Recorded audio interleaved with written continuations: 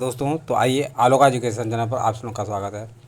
दोस्तों, आज आप लोगों के सामने कुछ महत्वपूर्ण प्रश्नों को लेकर आया हूं जो कि परीक्षा की दृष्टि से अति महत्वपूर्ण है। तो ध्यान दीजिए, पहला प्रश्न आप लोगों के सामने है। इंडोनेशिया तथा इराक ने ओपेक की सदस्यता का त्याग कब किया था?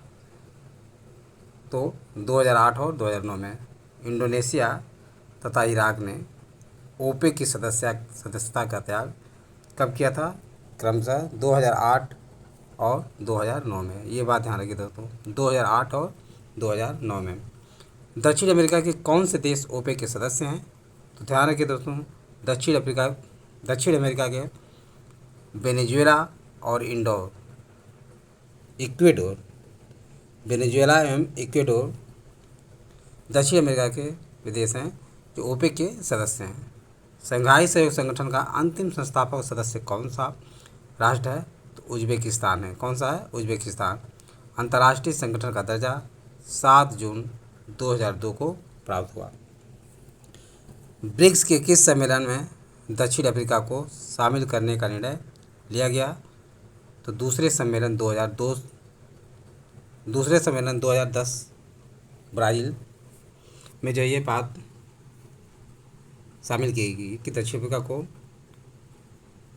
अफ्रीका को ब्रिक्स के सम्मेलन में शामिल किया गया है। यानी दक्षिण अफ्रीका को ब्रिक्स के सम्मेलन में दूसरे सम्मेलन 2010 जो कि ब्राज़ील में हुआ था, वहाँ पे शामिल किया गया था।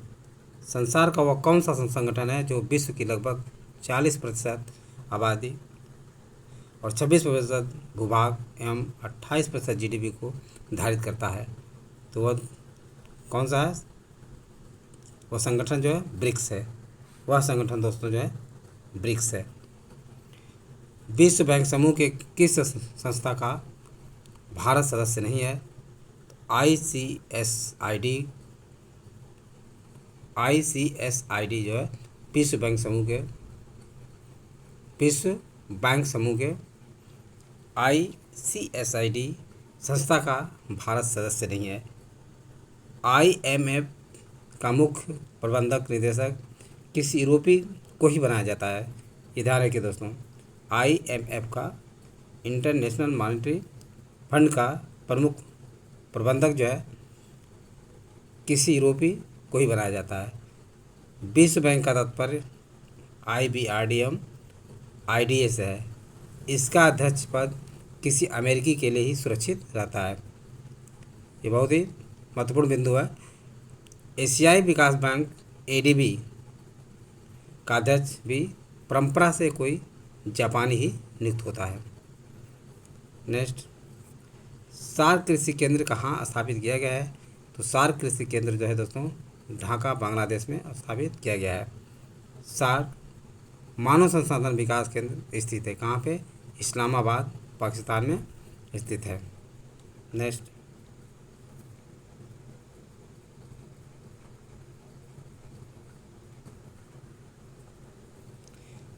देश के प्रथम मुस्लिम मुख्य चुनाव आयुक्त कौन थे? तो डॉक्टर शहाबुद्दीन याकूब कुरैशी दोस्तों जो है भारत देश के प्रथम मुस्लिम मुख्य चुनाव आयुक्त थे। भारत के प्रथम महिला मुख्य चुनाव आयुक्त कौन थी? तो श्रीमती BS रमा देवी दोस्तों जो भारत के प्रथम महिला मुख्य चुनाव आयुक्त थी।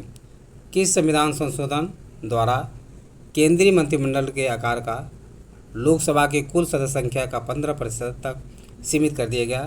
तो 91वां संविधान संशोधन के तहत केंद्रीय मंत्रिमंडल के आकार का लोकसभा की कुल सदस्य संख्या का 15% तक सीमित कर दिया गया। कौन सा अनुच्छेद संसद द्वारा किसी नई व्यवस्था के न किए जाने पर 15 वर्षों के उपरांत अंग्रेजी की संसदीय भाषा के रूप में छोड़ने की व्यवस्था करता है? तो अनुच्छेद 120(2) जो है दोस्तों अंग्रेजी को संसदीय भाषा के रूप में छोड़ने की व्यवस्था करता है। किस संविधान संशोधन द्वारा 2003 में शिक्षा के अधिकार से संबंधित अनुच्छेद 21 से संविधान में जोड़ा गया? तो 86वें संविधान संशोधन के द्वारा। 99वां संविधान संशोधन विधेयक किससे संबंधित है? तो राष्ट्रीय न्यायिक नियुक्ति आयोग के गठन पर। राष्ट्रीय न्यायिक नियुक्ति आयोग के गठन से 99वां संविधान संशोधन विधेयक संबंधित है। किसी भी बीपीएल परिवार का वयस्क सदस्य किसके अंतर्गत लाभ प्राप्त करने का पात्र होता है? तो महात्मा गांधी राष्ट्रीय ग्रामीण रोजगार गारंटी अधिनियम के तहत जो है कोई भी बीपीएल परिवार का वयस्क सदस्य लाभ प्राप्त करने का पात्र होता है। संविधान के किस अनुच्छेद के अंतर्गत लोकसभा आयोग के सदस्य को राष्ट्रपति द्वारा हटाया जा सकता है? तो अनुच्छेद 317 के तहत। उत्तर प्रदेश लोक सेवा आयोग के खर्च किस निधि पर भारित होते हैं? तो राज्य के संचित निधि पर दोस्तों ध्यान रखिए, उत्तर प्रदेश लोक सेवा आयोग का खर्च भारित होता है। भारतीय संविधान के अनुच्छेद 344 के अंतर्गत प्रथम राजभाषा आयोग का गठन कब हुआ था? वर्ष 1955 में बीजी खेर की अध्यक्षता में हुआ था। फैजाबाद से विद्रोह कर रहे किस क्रांतिकारी को पकड़ने के लिए अंग्रेजों ने 50,000 रुपये का इनाम रखा था? तो मौलवी अहमदुल्ला को पकड़ने के लिए, क्योंकि फैजाबाद से ये नेतृत्व कर रहे थे, एक क्रांतिकारी को पकड़ने के लिए अंग्रेजों ने 50,000 रुपये का इनाम रखा था। 1857 की क्रांति में लॉर्ड कैनिंग ने किस स्थान को आपातकालीन मुख्यालय बनाया था? तो प्रयागराज यानी इलाहाबाद को 1857 की क्रांति में लॉर्ड कैनिंग जो है आपातकालीन मुख्यालय बनाया था। किस अंग्रेज अधिकारी ने रानी लक्ष्मीबाई की मृत्यु पर कहा था भारतीय विद्रोहियों में अकेली पुरुष थी? ये बात हीरोज ने कहा था। किसने कहा था? ये बात हीरोज के द्वारा कहा गया था कि रानी लक्ष्मीबाई की मृत्यु पर उसने कहा था कि भारतीय विद्रोहियों में अकेली मर्द थी। पुर्तगालियों ने भारत में सर्वप्रथम अपनी व्यापारी कोठी कहाँ स्थापित की थी? तो कोचीन में। पुर्तगालियों ने अपनी व्यापारी कोठी सर्वप्रथम कोचीन में स्थापित की थी। कर्नाटक का उत्तराधिकार का युद्ध कब लड़ा गया था और किस संधि के द्वारा समाप्त किया गया था? ध्यान रखिए दोस्तों, कर्नाटक का उत्तराधिकार का युद्ध जो 1749-1754 ईस्वी में लड़ा गया था और इसे पांडिचेरी की संधि द्वारा समाप्त किया गया था। किस संधि के द्वारा या किस संधि के माध्यम से अंग्रेजों को बंगाल, बिहार और उड़ीसा की दीवानी प्राप्त हुई? तो इलाहाबाद की संधि 1765। इलाहाबाद की संधि 1765 के समय अंग्रेजों को बंगाल, बिहार और उड़ीसा की दीवानी प्राप्त हुई। किस संविधान संशोधन के माध्यम से यह प्रावधान किया गया है कि राज्यपाल को एक से अधिक राज्यों का राज्यपाल नियुक्त किया जा सकता है? तो 7वें संविधान संशोधन अधिनियम 1956 द्वारा यह प्रावधान किया गया है कि एक राज्यपाल को एक से अधिक राज्यों का राज्यपाल नियुक्त किया जा सकता है। किसी राज्य के राज्यपाल द्वारा जारी ऑर्डिनेंस का अनुमोदन होना आवश्यक है राज्य विधायिका द्वारा 6 सप्ताह के भीतर, यानी अनुच्छेद 213 के अंतर्गत जो है राज्यपाल अध्यादेश जारी कर सकता है। किस समिति की सिफारिश पर आंध्र प्रदेश राज्य में 3 राजधानियाँ निर्मित की गईं? जी.एन. राव समिति के द्वारा। जी.एन. राव समिति के द्वारा दोस्तों जो है राज्य में आंध्र प्रदेश राज्य में 3 राजधानियाँ निर्मित की गईं। अमरावती विधायी राजधानी, अमरावती को विधायी राजधानी बनाया गया। विशाखापत्तनम को कार्यकारी राजधानी बनाया गया तथा कुर्नूल को न्यायिक राजधानी बनाया गया। नेक्स्ट, राज्य विधानसभा में आंग्ल भारतीय समुदाय के लिए प्रतिनिधित्व का प्रावधान भारत के किस संविधान संशोधन द्वारा समाप्त कर दिया गया? तो 104वें संविधान संशोधन के द्वारा दोस्तों जो है 25 जनवरी 2020 को समाप्त कर दिया गया। राज्य विधानसभा में आंग्ल भारतीय समुदाय के लिए प्रतिनिधित्व का जो प्रावधान किया गया था भारत के 104वें संविधान संशोधन द्वारा 25 जनवरी 2020 से समाप्त कर दिया गया। भारत के सर्वोच्च न्यायालय ने किस वर्ष में न्यायाधीशों की नियुक्ति के लिए कॉलेजियम व्यवस्था को अपनाया था? तो वर्ष 1993 ईस्वी में दोस्तों जो है न्यायाधीशों की नियुक्ति के लिए सर्वोच्च न्यायालय ने वर्ष 1993 में न्यायाधीशों की नियुक्ति के लिए कॉलेजियम व्यवस्था को अपनाया था। सर्वोच्च न्यायालय द्वारा संविधान के आधारभूत ढांचे का सिद्धांत किस बाद में प्रतिपादित किया गया था? तो केशवानंद भारती 1973 के बाद में क्या किया गया था? प्रतिपादित किया गया था। नेक्स्ट, अनुच्छेद 127 के तहत तदर्थ न्यायाधीश की नियुक्ति कौन करता है? उच्चतम न्यायालय का मुख्य न्यायाधीश, दोस्तों ध्यान रखिए, 127 के यानी अनुच्छेद 127 के तहत तदर्थ न्यायाधीश की नियुक्ति करता है। भूदान आंदोलन कार्यक्रम आचार्य विनोबा भावे द्वारा सर्वप्रथम किस प्रदेश से आरंभ किया गया था? तो आचार्य विनोबा भावे द्वारा भूदान आंदोलन सर्वप्रथम आंध्र प्रदेश से किया गया था। खेती की वो कौन सी प्रणाली है जिसमें किसान का राज्य से सीधा संबंध होता है? तो काश्तकारी व्यवस्था में दोस्तों जो है यह वह प्रणाली है जिसमें किसान का राज्य से सीधा संबंध होता था। ग्रीन मफलर किस प्रदूषण से संबंधित है? तो ध्वनि प्रदूषण से दोस्तों जो है ध्यान रखिए, ग्रीन मफलर संबंधित है। सुपरसोनिक जेट विमान से निकलने वाली कौन सी गैस ओजोन परत को पतली करती है? तो nitrogen oxide gas. Nitrogen oxide gas दोस्तों जो है जो सुपरसोनिक जेट विमान से निकलती है ओजोन परत को पतली करती है। भारत में कांच रहित पेट्रोल पहली बार भारत के 4 महानगरों में कब शुरू किया गया था? तो 1995 में। यूनेस्को के द्वारा प्रमाणित क्षेत्रफल की दृष्टि से भारत की प्रथम जैवमंडलीय निधि कौन है? तो मन्नार की खाड़ी जो कि तमिलनाडु में है। यूनेस्को द्वारा प्रमाणित क्षेत्रफल की दृष्टि से भारत की प्रथम जैवमंडलीय निधि है। एलिफेंटा ग्रास किस बायोमास की प्रमुख घास है? तो सवाना बायोमास की प्रमुख घास एलिफेंटा ग्रास है। विश्व की सबसे पुरानी और विकसित नहर व्यवस्था कौन सी है जिसका निर्माण गंगा सिंह जी ने 1927 ईस्वी में करवाया था? वह नहर है गंगा नहर है।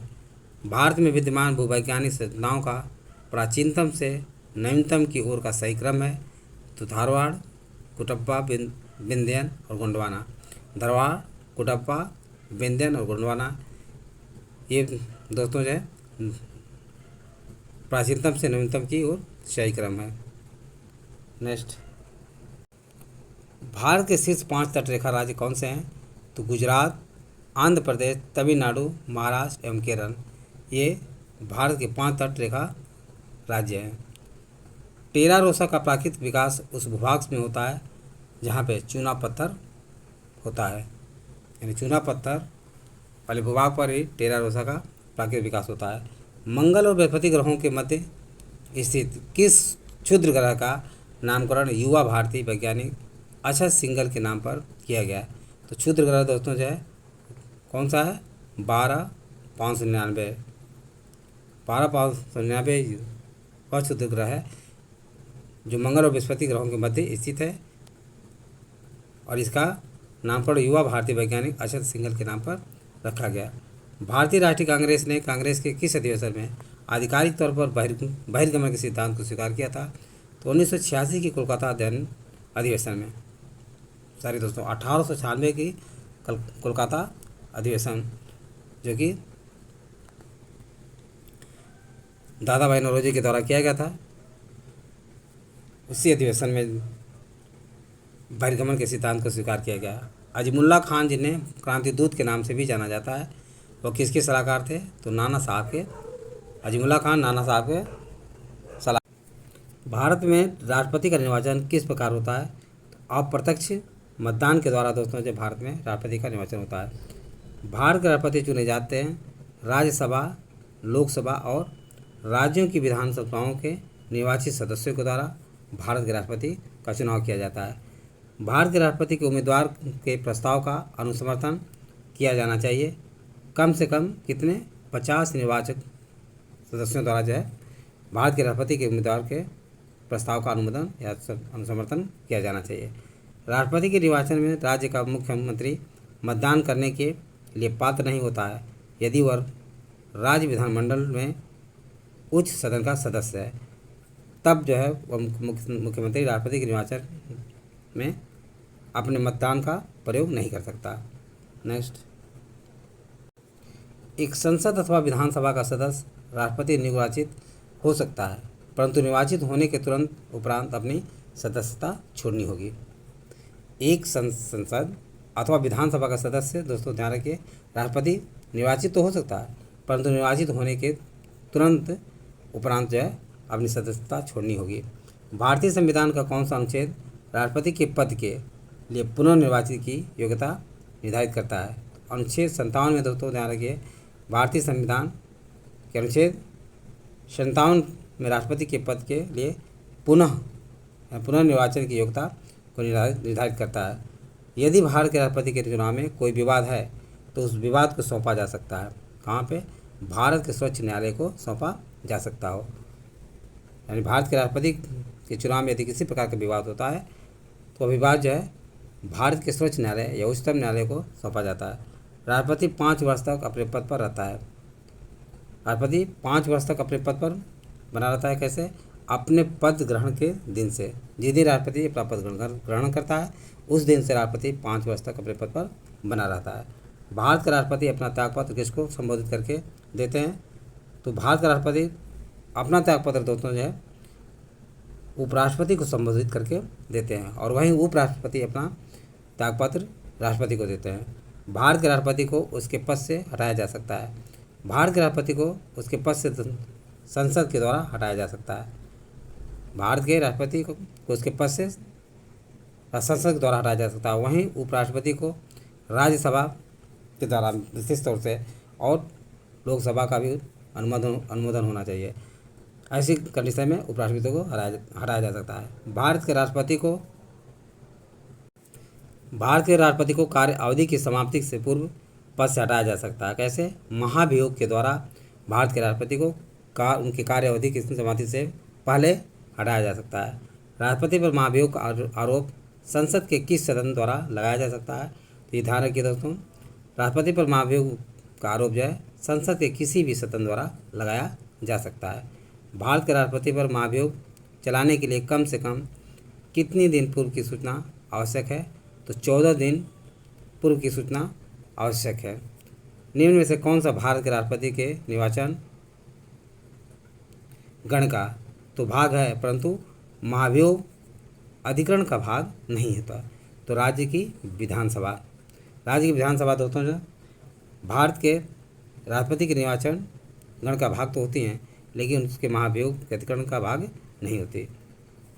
नेक्स्ट, यदि मृत्यु, त्याग अथवा हटाए जाने की स्थिति में भारत के राष्ट्रपति का पद रिक्त हो जाए तो उस पद का कार्यभार कौन संभालेगा? तो उपराष्ट्रपति संभालता है।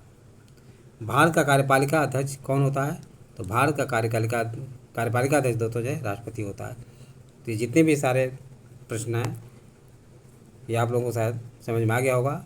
यदि वीडियो अच्छा लगा हो तो इसे सब्सक्राइब और लाइक अवश्य करें तथा अपने सगे संबंधी दोस्तों को शेयर करना न भूलें। थैंक यू दोस्त, नेक्स्ट वीडियो मिलेंगे।